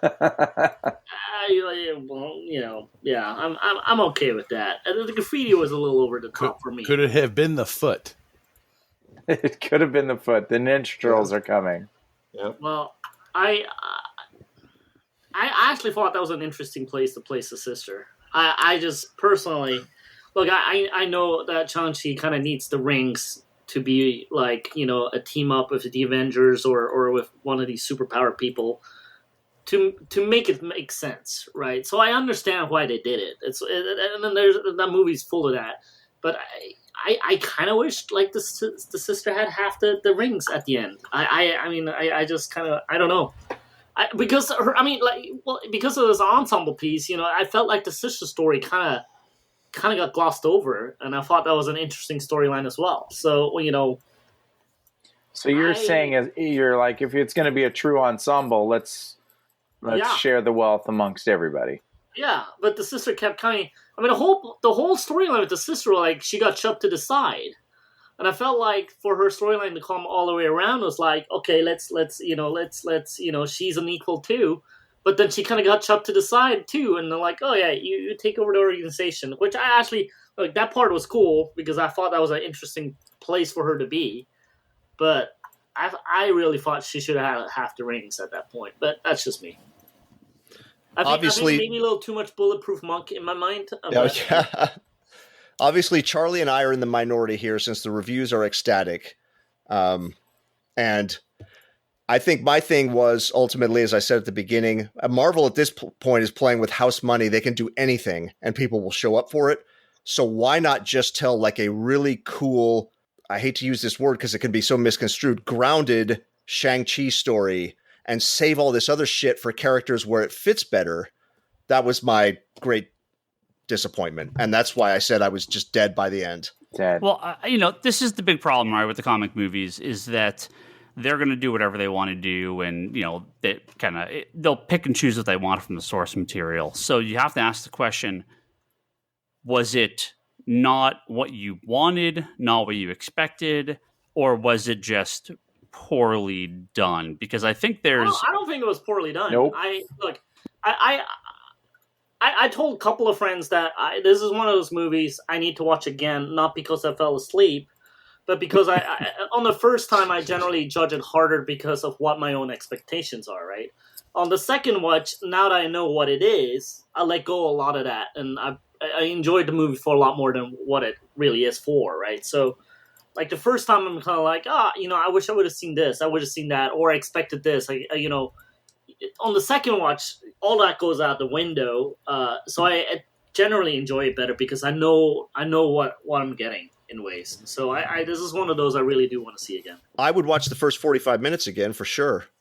I just don't think I could do the rest. And coming back quickly to the TV point, if they had done, let's just call it 10 episodes or 8, whatever number, a Disney Plus show, I would have loved one of those episodes to be the whole story of his parents and the birth of the 2 kids and training the children. I was so interested in that. And you just get little dribble drabbles. It's like, give me 50% less furry creatures and 50% more of that story, and I'd be a much happier viewer. Oh, I thought that was that was my favorite part, because you're like, you just changed a warlord power monger into like a human. Like a disciplinarian father in a way, but a father first and foremost, more than a warlord. He cared about his family. I mean, it was. Tony played it so well. Yes. Oh, he was so good. He's so good. He was great. I really like him. And, as I've said in previous podcasts about the MCU stuff, I mean, we are so far away from anything resembling the comics, right? I mean, I feel like phase 1 and heading into phase 2, they were still pretty close to the comic, some of the source material, character traits. But now, I mean, it's the name, and that's really it, right? I mean, even the character traits of most of these characters are nothing like the comic. So I'm not too surprised that they went so dramatically away from the comic version, but it is a little disappointing to hear. So at least changes my expectations for the movie a bit. I guess I feel exactly the opposite. There's some stuff where I kind of feel like they sped through certain things, but and maybe you'll give me an example and I'll go, yeah, you're right. And I would say in terms of the villains, I might be a little more on board with your sentiment there. But I was thinking about it, Ant-Man is recognizable to a version of Ant-Man from the comic books. It's not necessarily the original Ant-Man, but the Scott Lang Ant-Man feels like the Scott Lang Ant-Man to me. Yeah. And Doctor Strange felt like Doctor Strange, and the Guardians felt like the Abnett Guardians, and that kind of they've done a amazing job staying true to the characters, even if they tweak some of the origin stuff. Star-Lord is still Star-Lord to me, even though they went crazy with the Ego Planet story arc. Some of the personality traits, but not the stories, not the plots. I mean, they're just completely making their own stuff out now, which is fine. They're going to, but I feel like, to me, I don't. It's just like the reason I read comic books in the first place. I don't need them to retread over the same stories. I love seeing okay, they took this element from here and that kind of stuff, but I need the characters to still feel true to the character. And you don't feel like Shang-Chi resembled the Shang-Chi that you've known? As I said, to me, at the end of the day, all I would point to is Iron Fist comic books. That is the largest influence from this movie. And from a Shang-Chi movie, I feel like that falls flat. And from an Iron Fist movie, they could have done it better if they would just have done an Iron Fist movie. I have a little hot take. I Go feel for it. like this movie would have been freaking awesome if it was the Tony movie. Like, if he was the main character, I think I would have loved it. You mean him as Shang-Chi, or tell the No. story of him? The story of him. I mean, that Shang-Chi would be a kid in it and so on. Like, the Tony story was freaking fantastic, I thought. And the way they kind of weaved it through time and stuff like that. If he was the main character and I think I might have even would have liked it better. Toby, that's part of why I really liked this movie. Yeah. Okay, Toby may have just changed my mind. Because I felt like the villain, which was Tony, was really good. And we always talk about how most of the movies fail because their villain isn't good. This villain is very good. Yeah. Very good. Top 3 for me. So, if they had just truly decided to do their own thing, and have made it not a Shang-Chi movie, but just, I don't even know, just call it the 10 Rings or whatnot. Not name the character, like create a brand new character and focus on Tony's story and even have sort of the pass off to create this new character coming out of this movie, I would probably feel differently. Like if they flipped that around a little bit. mm-hmm. Yeah. Like, I guess that's part of it for me, is I feel like if you're not going to make a Shang-Chi movie, don't call it Shang-Chi. Toby, I gotta agree with you on that. The story of a super powerful warlord learning how to love and embrace something that's not about power, but about family is a much more interesting journey to me than a guy who's good at Kung Fu learning how to ride a dragon. So, yeah, and then having that be taken away from him, I don't know. I just think there's so much there that, like, again, going back to the theme, like, I liked what they did. I just wanted more of all of it. Literally all of it. Like, every single thing, I wanted more. Like, even with Shang-Chi, I think you could have done a lot more, too, with him. Like, like, when he's training with Michelle Yeoh, that's a cool scene. It's just like, that probably was a few weeks, and in the movie it's 2 minutes, and I understand a movie has to be like 2 hours and so on. It's just like, this is a crazy epic story that probably would have been better suited as 3 movies. So the first movie would have been the story of Tony as the Mandarin or whatever name they want to give him, with Shang-Chi as a side character.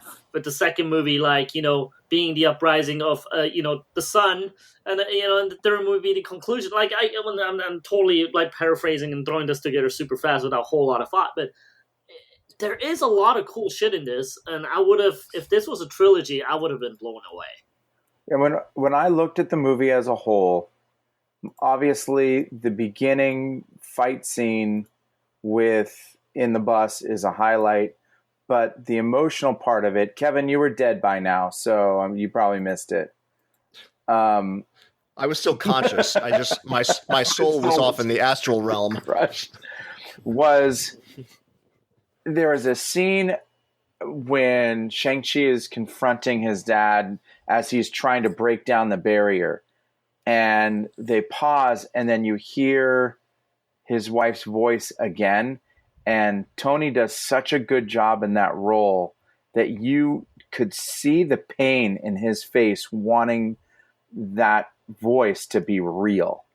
Yeah. So the reason why he goes nuts and goes to the other dimension, to Tao Lo, they're going to kill us for not knowing these things, is, he hears his wife's voice calling to release him, that somehow the soul sucker feels the power of the rings and reach out, and he talks to the Mandarin and gets him to break him out.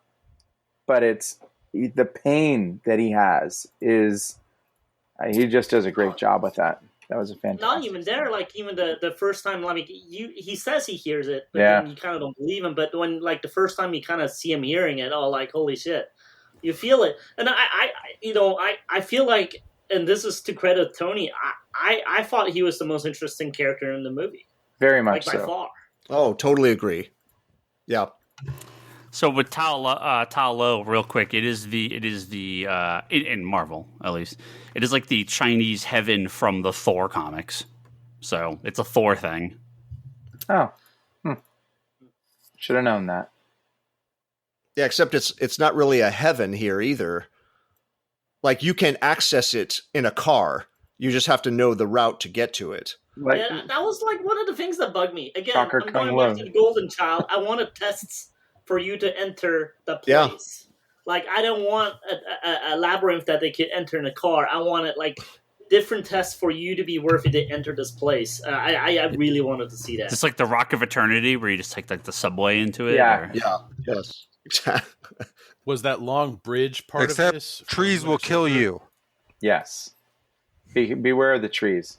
Ryan's like, what is... I feel like Ryan... I'm looking at Ryan's face every now and again and going... Because we've jumped, like, all over... That's fine. And his face is like, what the fuck is this movie? No, I love this movie at this point. I 100% would not have expected any of the stuff you guys are saying. So I would have. But I you got actually Sidler. wonder if I'm gonna be like not as disappointed, only because I'm going in with such drastically different expectations. Just now. understand it becomes a fantasy movie. Sure, And you sure, know that sure. going in.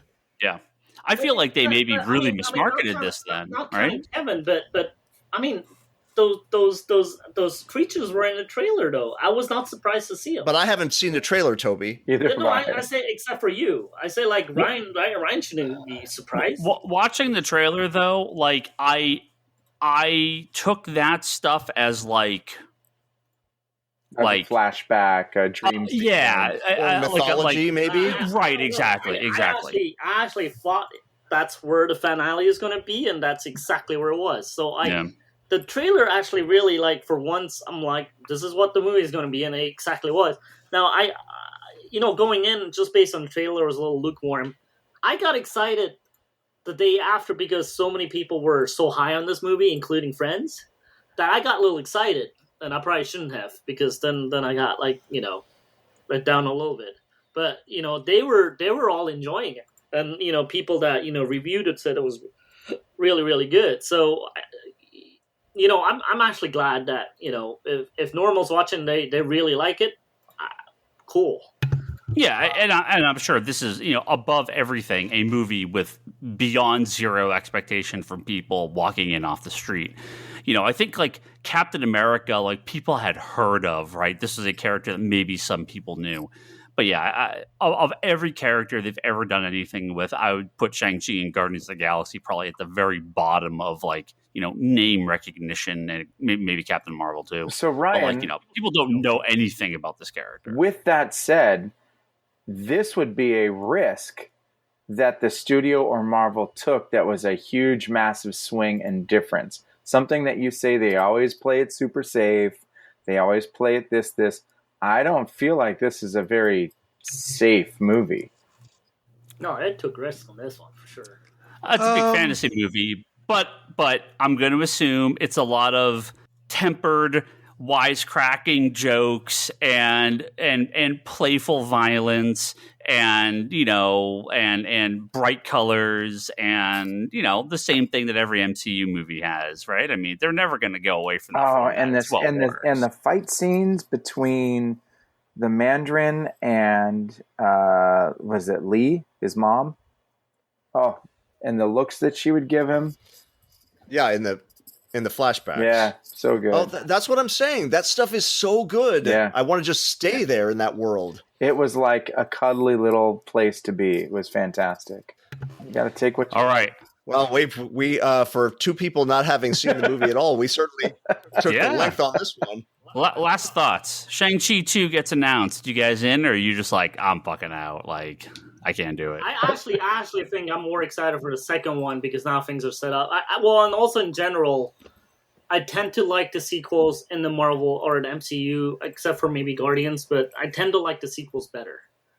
Like, I feel like the characters are set in their places, and now you could really play chess, or like you could go for it. So I've in the past liked the sequels better. So I'm looking forward to the next one. Oh, all in. I was in on this. Well, after watching it, I was in. I thought it was. I thought they did a nice job. So I'm continuing Can I to add be in. one last thing? Can I add one last thing? Yeah. The Chinese in this was really good. Like, it was no American bullshit hack job. It was actually really good. Like, no need to read the subtitles at all. Like, to understand what's going on. Well, I It was, would need like, to read the really, really well subtitles. I don't understand Chinese. done. Yeah, but like, well, Tony obviously speaks it. Michelle really speaks it. But I was actually kind of impressed by Simu. I didn't know he was fluent. So, or at least good enough to seem like he was fluent. So, yeah, I mean, there's American, martial arts movies where someone speaks Chinese, and even though they're Asian, it's like a complete hack job. Like, you could barely understand one word. While this one, I was like, whoa. First of all, I'm really glad of how much Chinese was in the movie, and second of all, that it was like first of all, it's delivered by real Chinese actors, but it was just well done. I thought it was well done. But maybe it's because I'd never heard Seaman speak in Chinese. I was just like, whoa. I also have to kind of wonder. I'm going to assume the big Chinese mythology, all the dragons and all that stuff. I mean, clearly aimed at the Chinese audience and not the American comic book audience, right? I mean, that's going to be why they did this. This is a clearly a chance for Disney to push huge in China, which is going to be which is one of the biggest, if not the biggest, the second biggest market in all of movies. So it's a smart move on their end. And Toby's point, there were a lot of scenes in this movie of people speaking Chinese with subtitles. Just Chinese, yeah. Not like a scene at the beginning, several scenes. Yeah, and actually, I really appreciate that is risky for Disney and for America. Well, I also appreciated that the whole beginning was actually in Chinese. Like, the whole story was like the Mandarin's background. I like that he was narrating that in Chinese. I was like, okay, I actually really like that a lot. And I will tell you, as a non-Chinese speaker, I didn't even think of it in retrospect, which is good movie storytelling. Yeah, it was funny because I took my mother with me, and she was like, "Wait, are we watching a Chinese movie?" Like, for a split second, she told me afterwards. She goes, "For a split second, I'm like, wait, did they just take me to a Chinese movie?" Like, she forgot that it was a Marvel movie for a split second. So yeah, that's good. That's good. All right, so more mixed than I expected. Way more mixed than I expected. Good stuff, but yeah, it's good to actually have expectations adjusted before going in sometime, because I definitely have come out of movies like that I either really liked because it was really surprising or really disliked because I was surprised in a different way. So I'm actually okay with this. Well, maybe you will have forgotten all of this by December when you're watching it. I probably will. Well, so we know. Can't wait for Ryan and I's review. Right, we know that Kevin is. His soul's dead. Charlie did not like it with a passion, and he likes everything. Toby was in the middle, and I really liked it. Could we have any more variants and actually... Yeah. And I don't want to yuck anybody's yum. I mean, I love that people like it. I don't want to say that, oh, it's terrible. It just wasn't to my taste after a certain point. Yeah. That's all. Hey, and I mean, Kevin, you said your soul died. It doesn't get much worse than that. But if you loved it, great. Yeah. I'm happy. So I know there was some pushback against this term, but I'm going to use this term also. To me, this movie was almost an experiment because I kind of felt the same way about this as I feel about Eternals. Like, will I come out of this movie being like, okay, I'm glad I risked going to a theater, even though it was a theater booked through Toby and that I wouldn't have gone otherwise. But both Eternals and this, I was very much on the fence on, will I come out of this movie being like, I'm glad I rushed to see it, or was it okay to wait the time period till it was available digitally or on Disney Plus? And that's the biggest thing for me, is I came out of the theater feeling like I would have been okay waiting the 45 days. So for me, it's different. For me, you got an Asian American lead in a Marvel movie. I wanted to support no matter what on the first week. Asian Canadian lead, by the way. Yeah, all right, Canadian, but He's it's an American movie. He's in a Canadian comedy. Kim's Convenience. Kim's Convenience. Yeah. No, like it's a big Marvel movie with an Asian lead. I wanted to show my support, whether that's of course, getting it at home right away or going to the theater. So this one, I kind of wanted to support it. But Eternals again. If Disney Plus is available, this happened because there was no Disney Plus for me, right? I tried to do this whole thing with Fast and Furious because also it was not really available at the time. And then that just didn't come together again with, COVID time and planning and seeing what friends are comfortable with what is not the easiest thing to organize. So, but, if Internals, again, is not available on Disney+, I probably will try and organize something like this again. But I would prefer Disney Plus and just pay my $30. Well, after this experiment, that Disney Plus thing may be dead. Yeah, I think it's. I don't think we're going to get another one on Disney Plus. Unless things change, unless they get significantly worse.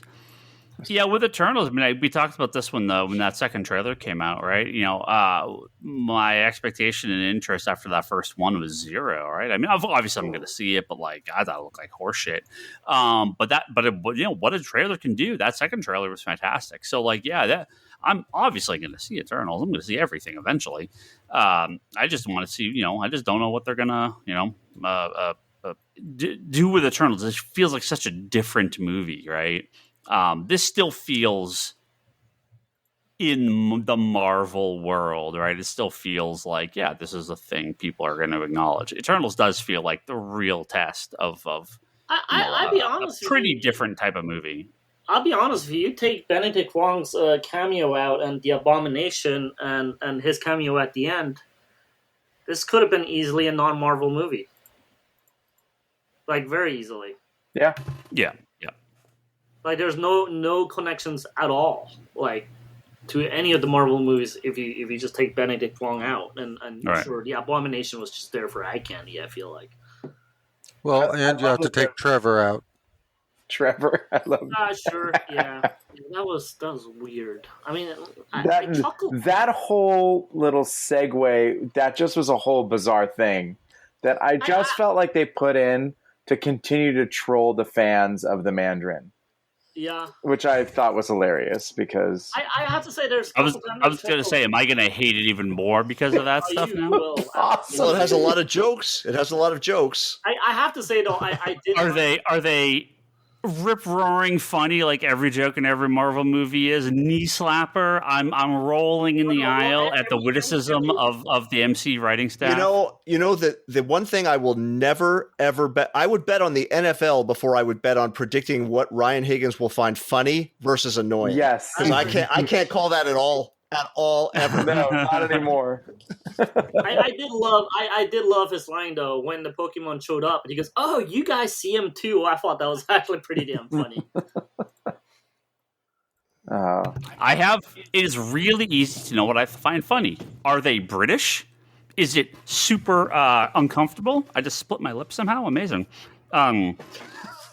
Is it super uncomfortable? Is it very weird? Is it really awkward? Yes, then I find that funny. Especially that dry British humor. Fawlty Towers right now. Yeah, that dry British humor, it's my favorite. Really uncomfortable humor, it's my favorite. It's really weird, so you will absolutely love it. He's talking to a turkey that's running around and he's translating for the turkey. So yeah, you will absolutely love it. Yeah, Brian might like that.